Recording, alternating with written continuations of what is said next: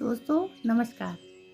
मेरे इस चैनल पर आपका स्वागत है। आज की कहानी है कि इस कथा को सुनने मात्र से ही मोक्ष की प्राप्ति होती है। तो चलिए सुनते हैं पूरी कहानी। मैं ये जानती थी कि निश्चय ही आपके मन में ये प्रश्न उठा होगा कि भला कथा सुनने मात्र से मोक्ष प्राप्त हो सकता है। मोक्ष होता क्या है? क्यों इसके लिए इंसान तरसता है? आखिर ऐसा क्या आकर्षण मोक्ष में है कि जिसे देखो वही मोक्ष पाना चाहता है? हर ज्ञानी महात्मा इसे पाने के लिए प्रेरित करता रहता है। मोक्ष और मोक्ष का सिद्धांत पानी की तरह साफ हो जाता है यदि हम श्रीमद् भागवत पुराण को समझें। ऐसा किस आधार पर कह रही हूँ? आपके मन में यदि यह प्रश्न जानने की इच्छा आ रही है तो समझिए आपका मन बिल्कुल पवित्र है। सुखदेव जी के जैसा पवित्र भाव वाले सुखदेव जी को ही इस ज्ञान के योग्य माना गया और उन्होंने इसे प्राप्त भी किया। यदि आपके मन में शंका माखौल उड़ाने के भाव से आ रही है तो ये आपके लिए नहीं है। आप इसे समझ ही नहीं पाएंगे। सुखदेव बनने के लिए भागवत में डूबना पड़ेगा। आइए जानते हैं कि ये सुखदेव हैं कौन। उनके मन में भ्रम कैसे आया था? वो भ्रम कैसे मिटा?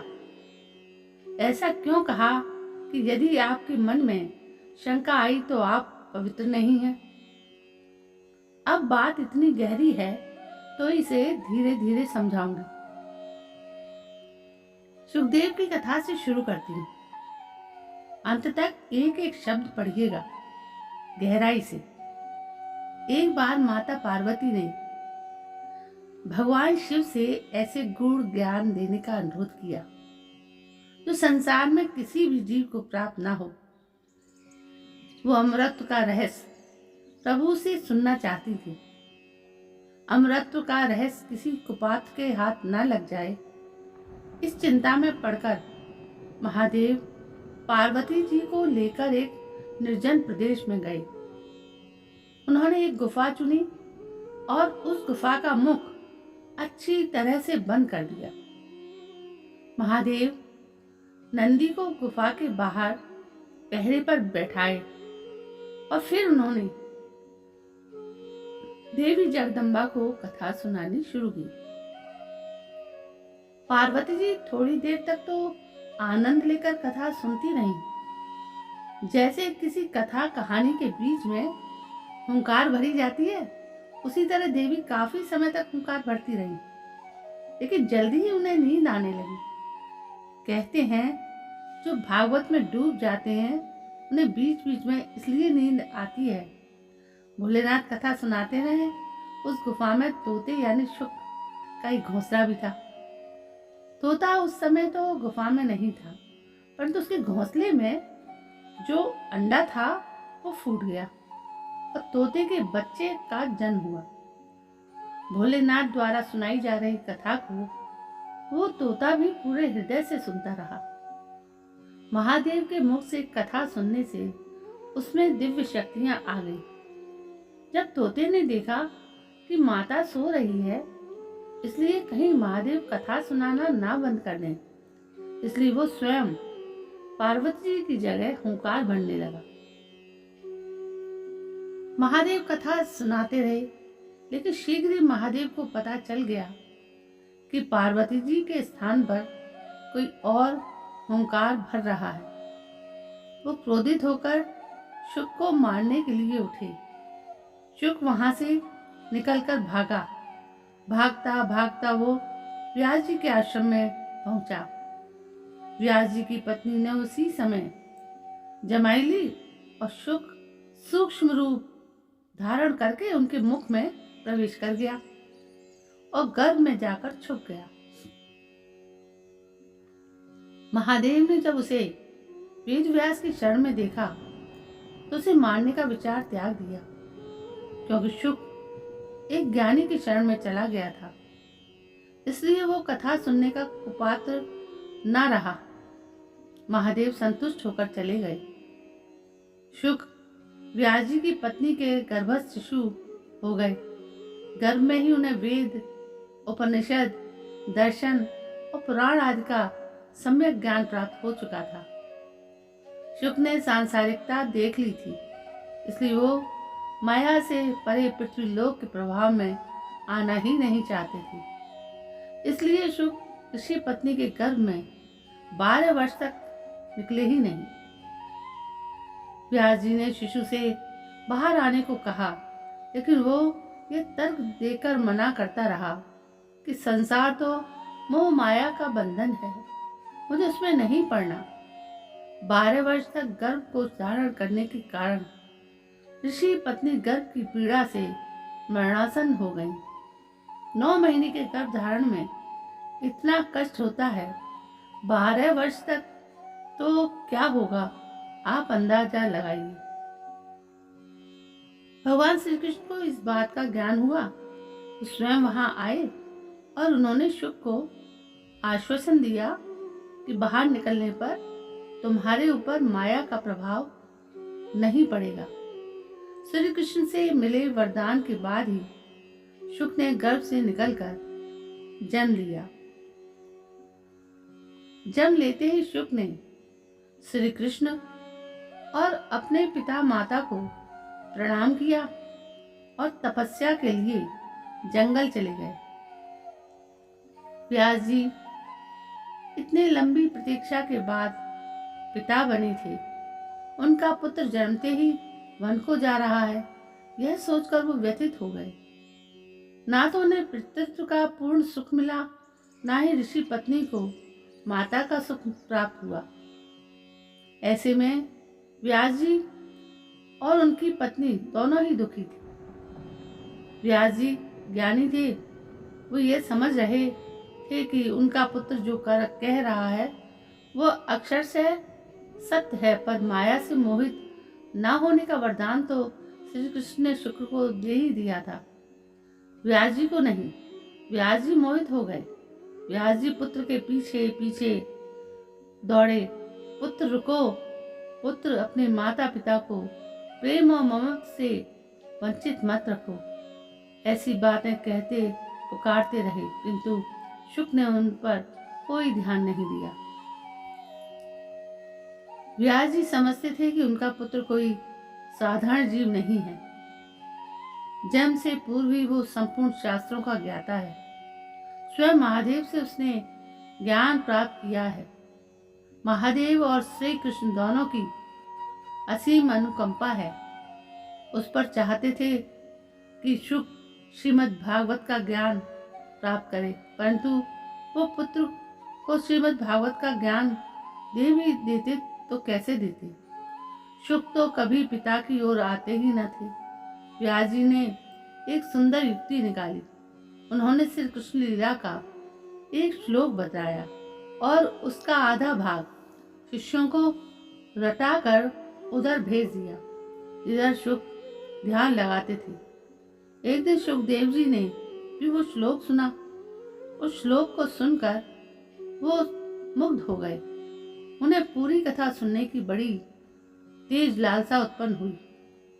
पुनः व्यास जी के शिष्य आए और एक नया श्लोक आधा सुना दिया। अब तो सुखदेव पूरी कथा सुनने का लोभ रोक ही नहीं पाए। वो श्री कृष्ण लीला के आकर्षण में खींचे सीधे अपने पिता के आश्रम तक चले आए। इससे व्यास जी बड़े प्रसन्न हुए। उन्होंने अपने पुत्र सुखदेव को श्रीमद् भागवत का विधिवत ज्ञान दिया। शुक भागवत में पारंगत हो गए। सुखदेव ने इसी भागवत का ज्ञान राजा परीक्षित को दिया था। इसके दिव्य प्रभाव से परीक्षित ने मृत्यु के भय को जीत लिया था। सुखदेव जी ने जो कथा परीक्षित को सुनाई, उससे उन्हें दिव्य ज्ञान प्राप्त हुआ। वो मोह माया के बंधन से छूट गए। शरीर और आत्मा के संयोग और वियोग से क्या दर्शन है, इसका सुंदर वर्णन श्रीमद् भागवत में है। भागवत पुराण को महापुराण माना जाता है। इसमें कथाओं के माध्यम से उत्कृष्ट ज्ञान प्रदान किया गया है। भागवत में एक बड़ा ही ज्ञान वाला प्रसंग है। भगवान कपिल और उनकी माता देवहूति के बीच की एक चर्चा।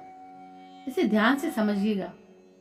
माता को पता चला है कि उनका पुत्र कोई साधारण व्यक्ति नहीं बल्कि स्वयं श्री हरि का अवतार है। अब माता देवहूति उन्हें पुत्र माने या गुरु माने, इसी उलझन में है। देवहूति पूछती हैं, सच्चा सुख और आनंद कहाँ है? उसे कैसे प्राप्त किया जा सकता है? भगवान कपिल ने कहा, माता, किसी जड़ वस्तु में आनंद हो ही नहीं सकता। आनंद तो आत्मा स्वरूप है। सांसारिक विषय सुख है पर आनंद नहीं। जो सुख का कारण बनेगा वही दुख का भी कारण बनेगा, पर परमात्मा हमेशा आनंद ही देंगे। इसलिए आनंद परमात्मा का स्वरूप है। भगवान कपिल की बात को सरल शब्दों में समझिए। सांसारिक सुख तो शरीर की खुजली जैसा है। आप जब तक खुजाएंगे तब तक आनंद मिलेगा, पर नाखून में भरा विष धीरे धीरे खुजली में भरता जाएगा। जहर शरीर में फैल जाएगा। खुजली का रोग पूरे शरीर में फैल जाएगा। सर्वोत्तम मिठाई का स्वाद भी केवल जीवा तक ही रहता है। जगत के पदार्थों में आनंद नहीं, बस मिथ्या आनंद का आभास मात्र है। तो फिर आनंद है क्या? अर्जुन ने यही प्रश्न भगवान से किया था। श्री कृष्ण अर्जुन से कहते हैं, विषयों और इंद्रियों के संयोग से जो सुख उत्पन्न होता है वो आरंभ यानी भोग काल में अमृत के समान सुख देने वाला लगता है, किंतु उसका परिणाम विष के समान होता है। इसे ही राजस सुख कहते हैं। आप खुद सोचिए, मदिरा और फलों के रस की दुकानें आसपास ही दिख जाएंगी। यदि संतरे के रस में उसका एक बीज गलती से पिस जाए तो उसकी कड़वाहट स्पष्ट हो जाती है और पीने वाला उस रस को बेस्वाद बताकर भला बुरा कह जाता है। वही व्यक्ति उसके बाद शराब की दुकान में जाता है। वो शराब पूरी तरह कड़वी होती है।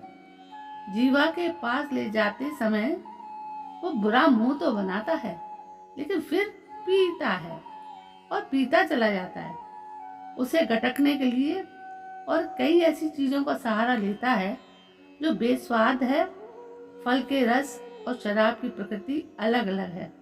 यदि शराब मीठी लगने लगे तो उसे पीने वाला पसंद नहीं करेगा, और रस कड़वा लगे तो नहीं निगल पाएगा। फल यदि कड़वा है तो भी वो शरीर का भला ही करेगा।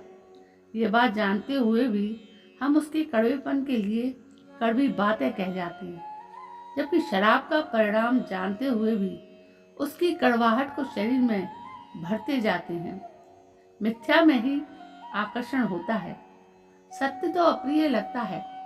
आनंद को अगर तलाश सकते हैं तो प्रभु के नाम में तलाशिए। जो व्यक्ति भागवत को समझ ले उससे दिव्य दृष्टि मिल जाती है। दिव्य दृष्टि का मतलब ये नहीं है कि वो हजारों मील दूर की चीजों को संजय की तरह आंख बंद करके देखने लगे, बल्कि जीवन है क्या, हम जन्म क्यों लेते हैं, क्यों मृत्यु आवश्यक है, इन बातों का ज्ञान हो जाता है। यही दिव्य दृष्टि है। मोक्ष का अर्थ केवल यह नहीं है कि जीवन त्यागने के बाद एक सुंदर संसार में प्रवेश कर जाए और पुनः मृत्यु लोक में ना आना पड़े। जीवन काल में बहुत सी ऐसी बातें हैं जो ईश्वर ने हमें बताई थी, जिन्हें हम समझकर उस पर अमल कर लें तो जीवन काल में मोक्ष का आनंद मिल सकता है। भगवत महापुराण में यह मर्म बहुत सुंदर और सरल रूप में बताया गया है। हिंदू धर्म ग्रंथों में से खासकर पुराणों में बातें प्रतीक रूप में कही गई हैं।